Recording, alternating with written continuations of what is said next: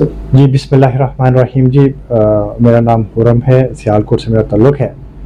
और 1993 में जब मेरे वालिद मोहतरम की डेथ हुई, उसके बाद से मैं सोशल वर्क कर रहा हूँ। और आज से 4 साल पहले एक प्रॉपर प्लेटफॉर्म इंट्रोड्यूस करवाया उम्मत वेलफेयर फाउंडेशन सियालकोट से। और उम्मत वेलफेयर फाउंडेशन खालिसन जो इसका मकसद है वो अल्लाह और रसूलुल्लाह सल्लल्लाहु अलैहि वसल्लम की मोहब्बत में अल्लाह की मखलूक के लिए कोशिश करना है। बस दौरे यतीमी में कुछ ऐसे एहसासात थे, कुछ ऐसे जज्बात थे, कुछ माशरे की तलहियाँ थी, तो उन्होंने कुछ निखार दिया। कुछ वालिद मोहतरम की जो तरबियत थी, जो पेरेंट्स की तरबियत थी, तो उम्मत फाउंडेशन को जब मैंने यहाँ पे लॉन्च किया सियालकोट में, और वक्त के साथ साथ सिर्फ 4 सालों में ये पाकिस्तान के 14 शहरों में, कराची से लेके चोलिस्तान तक और थरपारकर से लेके जिधर भी आफतज़दा कोई इलाका है, अगर सैलाब आया है, अगर कहत आया है, अगर किसी को पानी की ज़रूरत है, तो उधर अल्लाह ताला के फजलो करम से उम्मत वेलफेयर फाउंडेशन जो है वो अपने दुखी बहन भाइयों के लिए कदम ब कदम जो है वहाँ पे मौजूद रही है। कोविड के दौरान सिर्फ सियालकोट के अंदर हम मोर देन 1000 पर्सनस जो है वो डेली खाना डिस्ट्रीब्यूट करते थे। जो कोविड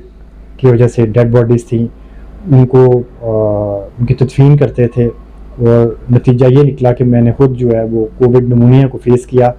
और ज़िंदगी और मौत की जो एक जंग है उसको मैंने बड़े करीब से देखा। और लेकिन अल्लाह के फजलो करम से with in very short time period में रिकवर कर गया, और सिर्फ सीखा यही कि दोबारा अपने इन बहन भाइयों के लिए, इस माशरे के लिए अपना किरदार अदा करना। और इसी तरह दूसरे शहरों में भी जो हमारा सफ़र है वो जारी सारी है। थरपारकर में 180 से ज़्यादा जो हमारे वाटर प्रोजेक्ट्स हैं, जिधर रास्ते नहीं हैं, सड़कें नहीं हैं, मोबाइल के सिग्नल नहीं हैं, बिजली नहीं है, वहाँ पे हमने इंशाल्लाह बारी ताला मोर दैन 180 जो प्रोजेक्ट्स हैं फंक्शनल हैं, और उनके मेंटेनेंस भी इवन के उम्मत वेलफेयर फाउंडेशन के ज़िम्मा में है। वहाँ पे हमने उम्मत तलीमी सेंटर के नाम से एक एजुकेशनल इंस्टीट्यूट बनाया हुआ है जो रजिस्टर्ड है वहाँ पे। उधर मेरी बेटियां हैं, गंगा भी है, जमुना भी है, कृष भी है, आसमा भी है, मोहम्मद अली भी है। तो अल्हम्दुलिल्लाह वहाँ पे हम जो है वो उन्हें पढ़ा रहे हैं। उसके बाद उधर एक जब मैंने ज़रूरत महसूस की कि उधर के जो मेरे बच्चे हैं, जो मेरी बेटी हैं, बच्चे हैं, उनके पास लिबास नहीं था, तो इधर से लेके गए, कराची से परचेज़ किया। लेकिन करंट सिनेरियो में वहाँ पे सईदा फातिमा ज़हरा रज़ी अल्लाह तआला अन्हा के नाम से जो है वो एक मंसूब है सिलाई सेंटर, जहाँ पे कपड़े सिलाई हो रहे हैं, और वो उधर ही हम बच्चों को डिस्ट्रीब्यूट कर रहे हैं। जैसे जैसे उधर से सिलाई होते हैं हम उधर डिस्ट्रीब्यूट कर देते हैं। उम्मत वेलफेयर फाउंडेशन सियालकोट में जहाँ से मैं आपसे मुखातब हूँ, एक शेल्टर होम है। इसमें करंट जो पोजीशन है इसमें मोर दैन 150 पर्सनस, जिसमें थैलीसीमिया के बच्चे, कैंसर के बच्चे, कैंसर के पेशेंट्स, और ऐसे बदनसीब ऐसे बुज़ुर्ग अफराद, मेल और फीमेल, जिनके बच्चे भी हैं, जिनके बेटे भी हैं, जिनकी बेटियां भी हैं, जो एजुकेटेड भी हैं, लेकिन वो दर बदर ठोकरें खाते हुए हमारे पास पहुँचे। और बदकिस्मती के साथ हमारे से ही वो कब्र की जो दीवारें हैं और कब्र तक उन्होंने जो सफ़र तय किया, वो उम्मत वेलफेयर फाउंडेशन के इस शेल्टर होम से लेके, उम्मत फाउंडेशन की एम्बुलेंस से लेके, जो उम्मत वेलफेयर फाउंडेशन का कब्रिस्तान है वहाँ तक हमने उनको पहुँचाया। जो अननाउन डेड बॉडीज़ हैं, जो मुख्तलिफ सियालकोट के पुलिस डिपार्टमेंट को मुख्तलिफ जो एरियाज़ हैं वहाँ से मिलती हैं, उनको भी हम बड़े इज़्ज़त और एहतराम के साथ अपना उनको लेके आते हैं, उनको गुस्ल दे के, और उनकी तदफीन जो है बड़े एहसन तरीके से करते हैं। पहले सियालकोट में मुख्तलिफ कब्रिस्तान थे जिधर हम ये अपना कोशिश करते थे कि इन्हें इज़्ज़त एहतराम के साथ जो है इनकी तदफीन कर पाएँ। लेकिन जो करंट सिनेरियो है, हमारे एक दोस्त हैं, उन्होंने हमें जगह अलॉट की है, वहाँ पे हम इस वक्त कब्रिस्तान हमने डिक्लेयर। जितने भी अननाउन डेड बॉडीज़ हैं उनकी हम तदफीन कर रहे हैं। और इस वक्त सियालकोट के अंदर मोर दैन 500 पर्सन जो है वो मैं तदफीन कर चुका हूँ। और बड़ी बदकिस्मती के साथ ही मैं कोट करूँगा कि मेरे पास एक बुज़ुर्ग थे, उनके 7 बेटे थे, और जब मैंने उन्हें इन्फॉर्म किया कि जी इस तरह आपके वालिद मोहतरम वफ़ात पा गए हैं, तो उन्होंने कहा जी आप दफना दें। तो मैंने ही उनकी तदफीन की। और कई जो डेड बॉडीज़ हैं उनके जेब में से, उनके पास से उनका आईडी कार्ड मिलता है, पुलिस डिपार्टमेंट वाले उनसे रब्ता करते हैं, लेकिन वो डेड बॉडी को ऑन करने के लिए तैयार नहीं होते। फिर हम अपनी जिम्मेदारी अदा करते हैं और ये कुछ दिन पहले हमने एक नाले में से डेड बॉडी मिली, एक 21 साल का नौजवान था, उसकी तदफीन की और बड़ी अपने एहसन अंदाज में की, यहाँ तक कि उसके पेरेंट्स अभी तक उसकी कब्र पे नहीं गए, लेकिन हमने अपना जो फ़र्ज़ था उसको एहसन तरीके से निभा के जो है उसको अल्लाह के सुपुर्द किया है। और तदफीन के हवाले से, क्योंकि मैं भी एक इंसान हूँ, मेरे भी कुछ एहसासात हैं। सबसे ज़्यादा तकलीफ़ जो छोटे बच्चे हैं, जो छोटी बेटियां हैं, जो new born male female babies हैं, और जो इस ज़माने की बेहिसी और बदकिस्मती के साथ उनकी डेथ हो जाती है, जब उन्हें कूड़े में फेंकते हैं या नालों में फेंक देते हैं, कचरे की जीनत बना देते हैं, सबसे ज़्यादा मेरा खून के आंसू जो दिल है ना वो उस वक्त रोता है। ठीक है, ये लास्ट सियालकोट में से ही एक अमाम बारगाह है राजा रोड के ऊपर, उसके पास कोई बदकिस्मत जो है ना वो एक छोटी नन्ही मुन्नी बेटी को फेंक गया हुआ था, और कुत्तों के नोचने की वजह से उसके चेहरे का एक हिस्सा जो है ना वो उन्होंने उसको इवन के खा लिया हुआ था, एक हिस्सा जो।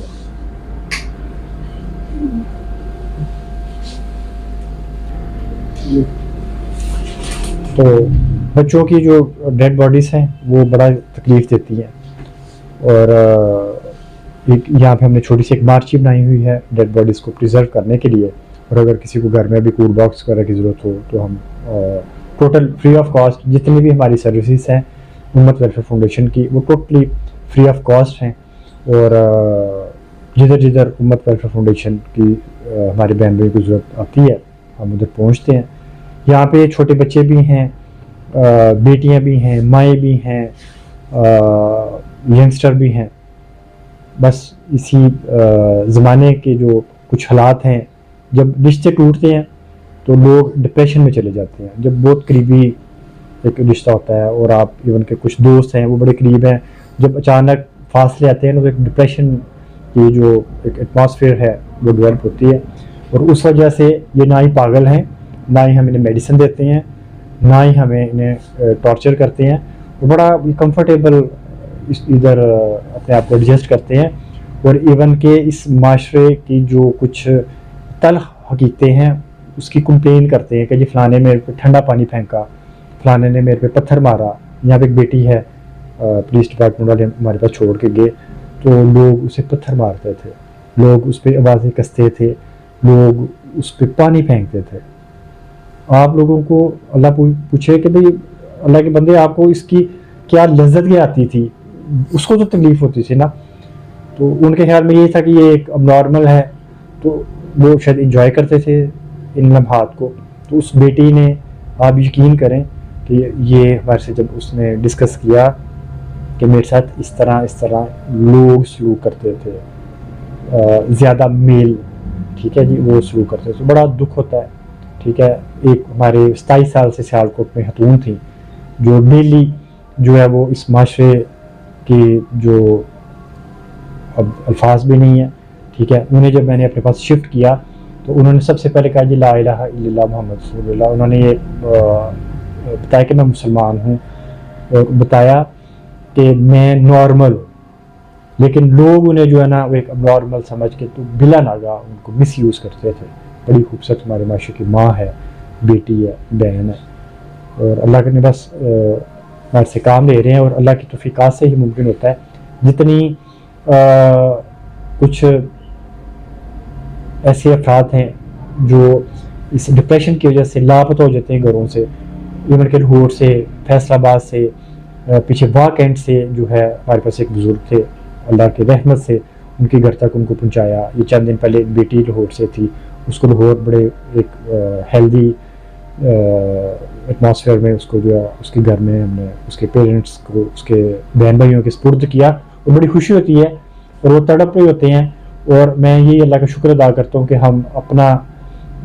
एक फ़र्ज़ अदा करके उसको एक ज़िंदगी देने की कोशिश करते हैं, और ज़िंदगी हमने क्या देनी है, अल्लाह ने देनी है, उसकी हम कुछ हिफाजत कर पाते हैं। इस इन बेड़ियों से इस माशरे के जो कुछ ऐसे किरदार हैं जिनकी वजह से ये माशरा बड़ा खूबसूरत है, लेकिन उनकी वजह से इस माशरे पे भी इल्ज़ामात लगते हैं कि ये माशरा दुरुस्त नहीं है। और जिस तरह हमारे दोस्त जो है ये आज मेरा पैगाम देना चाह रहे हैं। मैं कोट करूँगा कि कफ़न बहुत महंगा है, और उसकी वजह ये है कि उसकी रस्म व रवाज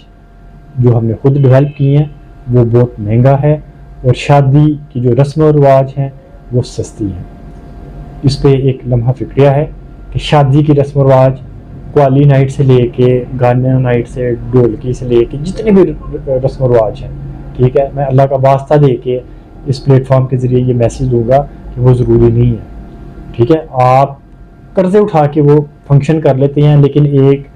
दरमियाने तबके की, एक सफ़ेद पोश तबके की बेटी को एक मुश्किल में डाल देते हैं कि उसके लिए लाजमन और मजबूरी बन जाती है कि उसके घर वालों ने भी जो है ना वो वहाँ पे जो है वो उस तरह के प्रोग्राम्स करने हैं और उस तरह की रस्म रवाज करनी है। ठीक है, ये जो तरगीब है, आप अगर सादा अंदाज में, अल्लाह ताला ने आपको नवाजा भी हुआ है, अगर आप सादा अंदाज में करेंगे तो अल्लाह पाक की कसम आप दूसरों के लिए आसानियाँ पैदा कर देंगे, दूसरों को आप तकलीफ़ नहीं देंगे। आपकी उन रस्म रवाज की वजह से जो वो बेटियां हैं उनके घर वाले कैसे मैनेज करते होंगे, आप ये सोचें। इन गैर ज़रूरी रस्म रवाज को अगर हम तर्क कर देते हैं तो अल्हम्दुलिल्लाह हम अपना बड़ा अच्छा एक किरदार अदा कर सकते हैं, और यही हमारा दीन है, हमारा बड़ा खूबसूरत दीन है। और इस वक्त माशाल्लाह ये सियालकोट के अंदर सिर्फ we have more than 150% share जिनकी हम कफ़ालत कर रहे हैं, और जिन्हें हमने कूड़े में से उठाया, नालों में से उठाया, जो लोग हॉस्पिटल में फेंक जाते हैं, उन्हें यूरिन कैथेटर पास किया होता है, उन्हें फ्रैक्चर किया और प्लास्टर लगा होता है, उनकी बाजू और टांगों पे फ्रैक्चर्स होते हैं, उनको सर आँखों पे सीनों के साथ लगा के लाते हैं और चल के फिर उनको इस माशरे का एक खूबसूरत हिस्सा बनाते हैं। और मैं ये मैसेज दूंगा जी कि एक बड़ा खूबसूरत दीन है, और अल्लाह और रसूलुल्लाह सल्लल्लाहु अलैहि वसल्लम के इस दीन की खातिर आप कोशिश करें,